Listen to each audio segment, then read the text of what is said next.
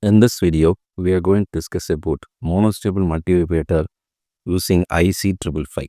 The monostable multivibrator, it is also called as one-shot pulse generator.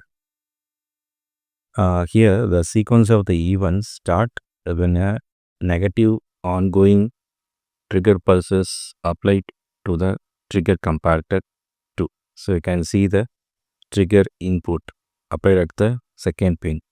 So this is your pin diagram and the block diagram of a monostable multivibrator.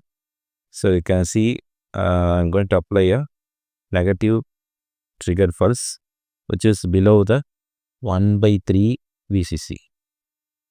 So when this trigger is applied, the trigger comparator 2, which will sense this short negative going trigger pulse, which is just below the reference voltage 1/3 of VCC. It will trigger the comparator 2 and the output of the comparator 2 goes high. So since the S value goes high and R value is 0, the output pin it will goes high, right? So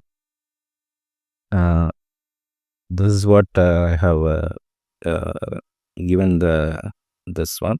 So when a negative going trigger pulse input is applied to the trigger comparator 2, it is compared with the reference voltage of 1/3 VCC. So the output remains low until the trigger input is greater than the reference voltage. Okay, the moment the trigger voltage goes below 1/3 of VCC, the output comparator goes high, right? And this will set the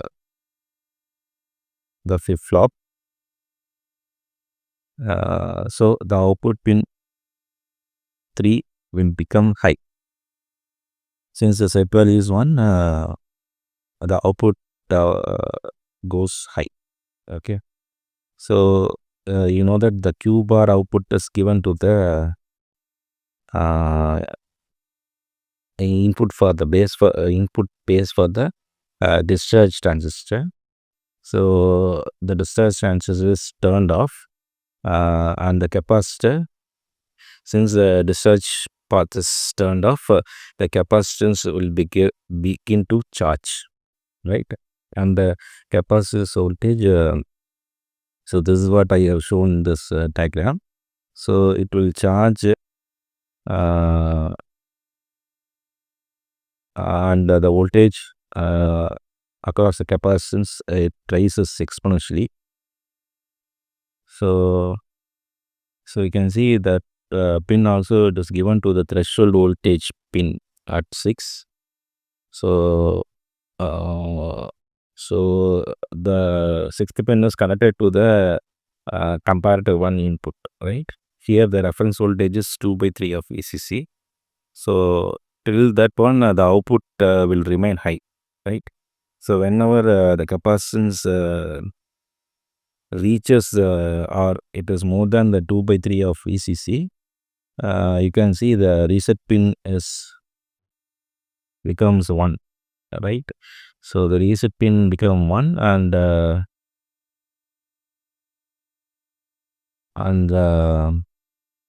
set pin goes to low. So this will turn my output pin 3 to fall to low. So Q bar becomes 1.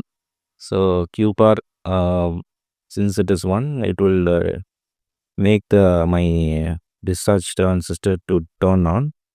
So the capacitance, it will start to discharge. Okay, since there is no resistance is connected to the capacitor, it will discharge fastly. Okay, so that is what I have shown in the figure. Okay, so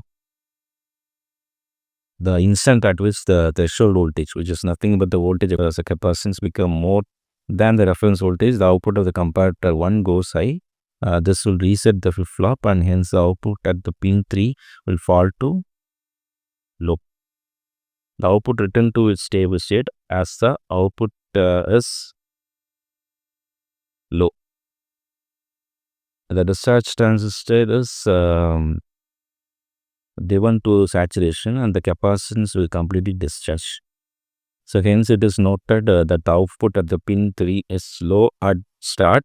When the trigger becomes less than 1 by 3 of VCC, the output at the pin 3 goes high, and when the threshold voltage is greater than 2 by 3 VCC, the output becomes low until the occurrence of the next trigger pulse. So for one trigger pulse, you will get one pulse at the output. Use at the output, the time for which the